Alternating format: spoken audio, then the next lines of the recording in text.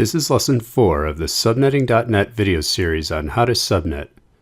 This lesson covers IP address types, which includes classes, default subnet masks, private ranges, and reserved IP addresses. Let's start with reserved IP addresses. In Lesson 3, we mentioned that when you know the number of hosts, and you are trying to calculate how many bits you need to represent them, you have to add 2 to the number of hosts. For example, if you have 6 hosts, you would need 3 host bits to represent them. 6 plus 2 equals 8, and 2 to the third power is also 8, which is just enough. If you have 7 hosts, you would need 4 host bits. 7 plus 2 is 9, so we would have to add another bit to accommodate the extra 2 required IP addresses. The reason we have to add 2 is because every subnet has 2 reserved IP addresses that cannot be used by hosts. The reserved IP addresses are always the first and last IP addresses in the subnet range.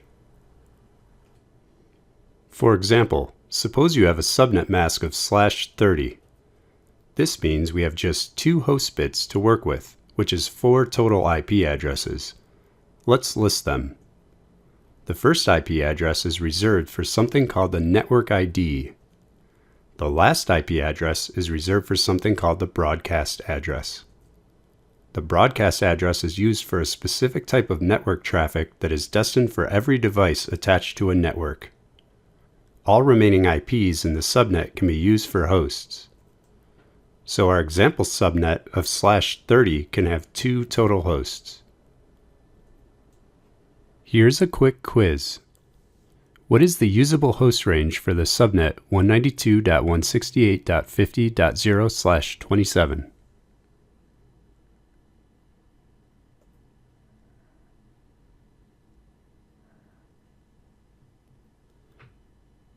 The answer is 192.168.50.1 to 192.168.50.30.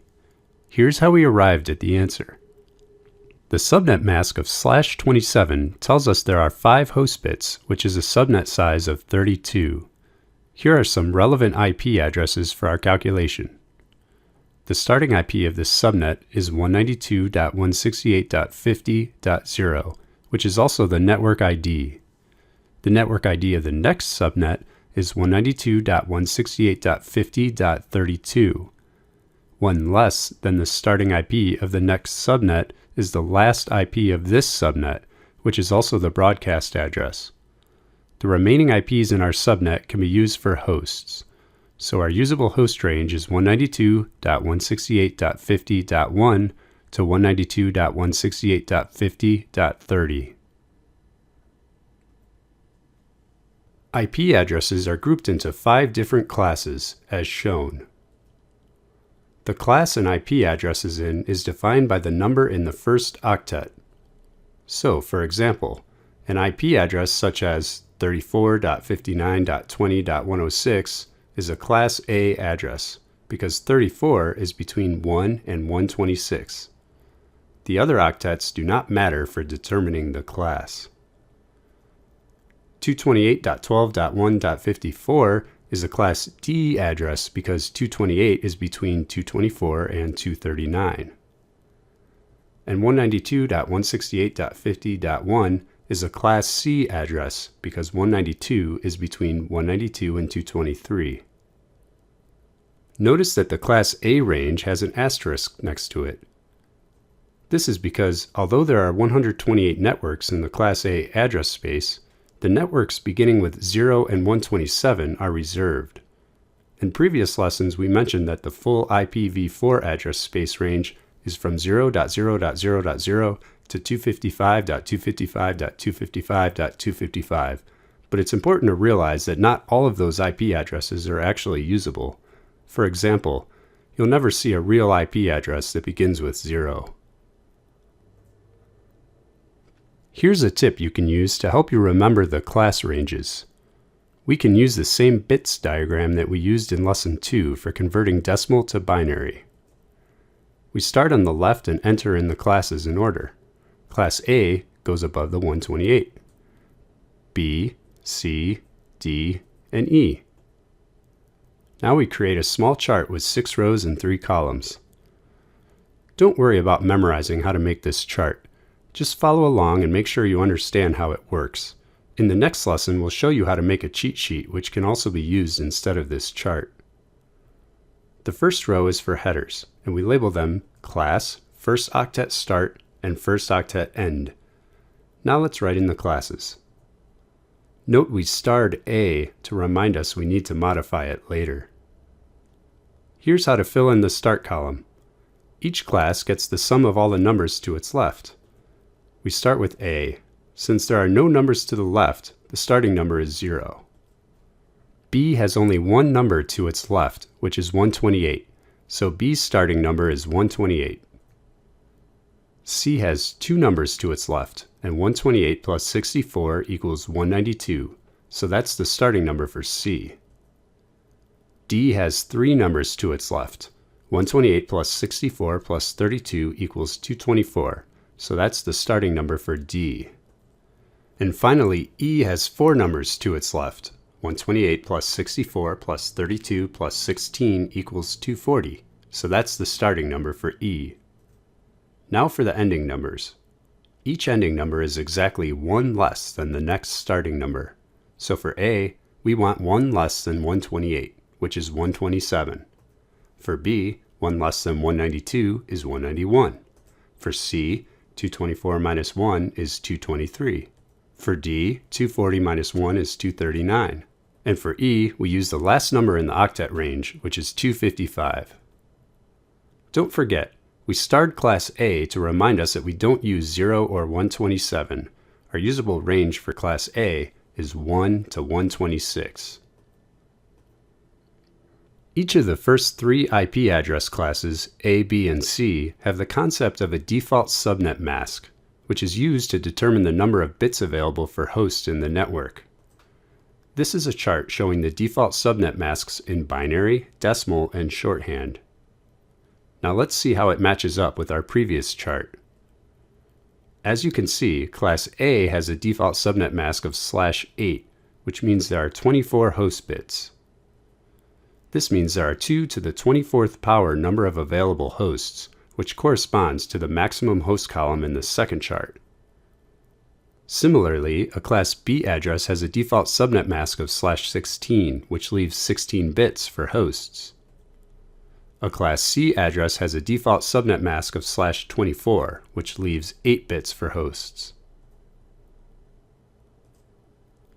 Here's another quick quiz. What is the default subnet mask for the IP address 150.150.150.150?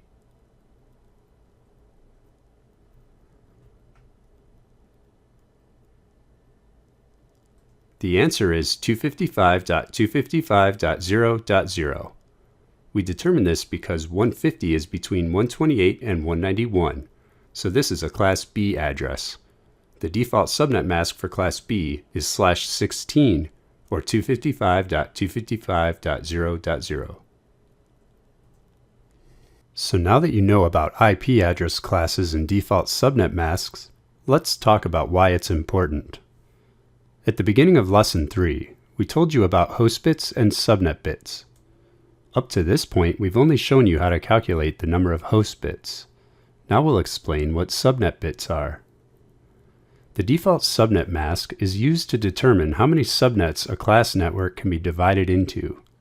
We accomplish this by determining the number of subnet bits. For example, suppose we have a subnet mask of 255.255.255.224. In shorthand, the subnet mask is /27. Now here's the subnet mask in binary. 27 ones followed by 5 zeros. We know the 5 zeros means there are 5 host bits, but how many subnet bits are there? At this point, we don't have enough information to figure out the number of subnet bits. We need an IP address first. Once we know the IP address, we can figure out the class and then the default subnet mask for our calculation. Suppose we are given an IP of 200.201.0.0/27. Since the first octet begins with 200, we know we have a class C address. That means that our default subnet mask is /24. So now we simply take our subnet mask and subtract the default subnet mask to get the number of subnet bits. So 32 minus 27 equals 5 host bits, and 27 minus 24 equals 3 subnet bits. Now that we know the number of subnet bits, we can answer a new type of question. How many subnets and hosts per subnet can you have in the network 200.201.0.0/25? Let's answer the host per subnet first. 32 minus 25 equals 7 host bits, and our subnet size is therefore 128. That is enough information to answer the second part of the question. A subnet size of 128, after subtracting 2 for the reserved addresses, yields 126 hosts per subnet. Now let's calculate the number of subnets. Since the first octet is 200, this is a Class C address, so our default subnet mask is /24. 25 minus 24 equals 1 subnet bit. 2 to the first power is 2, meaning we have 2 total subnets. So the answer to this question is 2 subnets and 126 hosts per subnet. Notice that the sum of the number of subnet bits and the number of host bits should always equal the number of total bits in the default subnet mask. 1 subnet bit plus 7 host bits equals 8 total bits. 32 minus the default subnet mask of 24 also equals 8 bits. Now let's answer the question again, but for a slightly different IP address.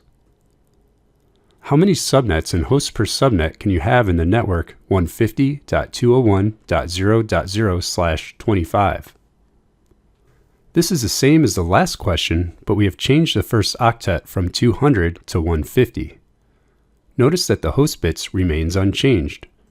32 minus 25 equals 7 host bits, and our subnet size is still 128. Now let's calculate the number of subnets. Since the first octet is 150, now we have a Class B address, so our default subnet mask is /16. 25 minus 16 equals 9 subnet bits. 2 to the 9th power is 512, meaning we have 512 total subnets. So the answer to this question is 512 subnets and 126 hosts per subnet. Again, notice that the sum of bits still adds up. 9 subnet bits plus 7 host bits equals 16 total bits. 32 minus the default subnet mask of 16 also equals 16 bits. Here's another quick quiz. How many subnets and hosts per subnet can you have in the network 172.25.0.0/24?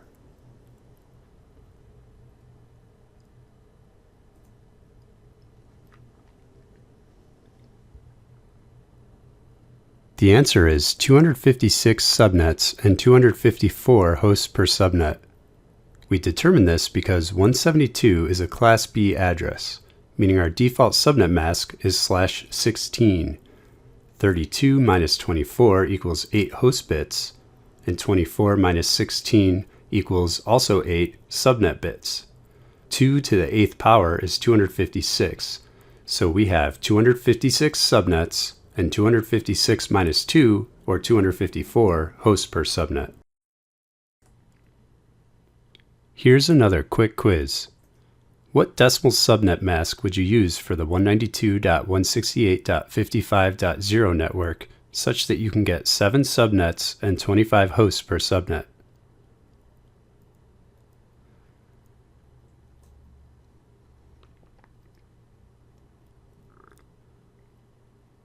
The answer is 255.255.255.224.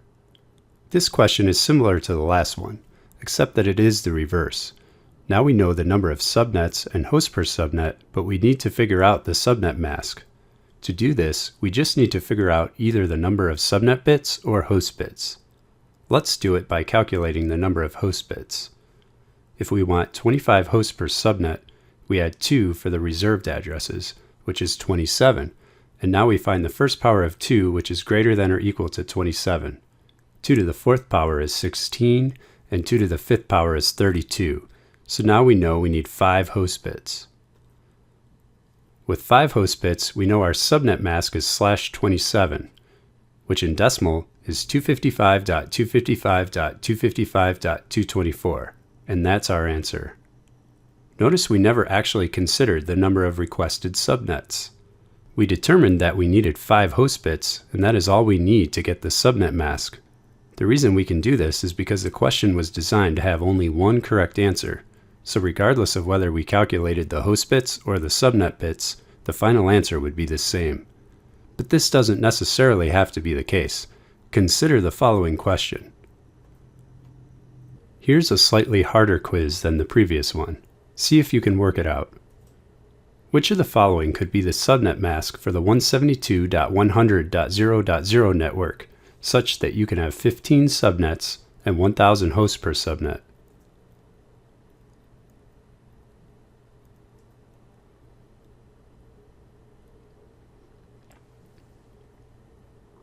The correct answer is E. Here's how we figured it out. Let's start with the hosts. 1,000 hosts requires at least 10 host bits. We know this because 2 to the 9th power is 512, which is too low, and 2 to the 10th power equals 1024, which is high enough. Now for the subnet bits. 15 subnets requires 4 subnet bits. 2 to the 4th power is 16, which is just high enough. Now we need to determine the default subnet mask. The first octet is 172, and that is a Class B address. Therefore, the default subnet mask is /16. 32 minus 16 equals 16 total bits to work with. But 10 host bits plus 4 subnet bits is only 14 bits. This means we have 2 extra bits to work with. So there are 3 possible solutions. We can have 10 host bits and 6 subnet bits, or 11 host bits and 5 subnet bits, or 12 host bits and 4 subnet bits. All 3 of these possibilities will meet our requirements. So now let's write them down with their shorthand notation and corresponding decimal equivalents. Any of these would be correct, and /21, or 255.255.248.0, is one of the answer options, so that is the correct answer. Even though IPv4 has over 4 billion available addresses in its IP space, we are still running out. This is one of the reasons we are moving towards IPv6, but another method used to help prevent from running out is defining private address ranges. The private IP ranges are as shown. All of the IP addresses in any of these ranges are not routable on the public internet. This is so all of the private IP addresses can be reused by multiple organizations without conflicting with each other. Anytime you see an IP address in one of these ranges, you can instantly tell that it's a private IP address. Here's a quick quiz. Which of the following IP addresses are in the private address space?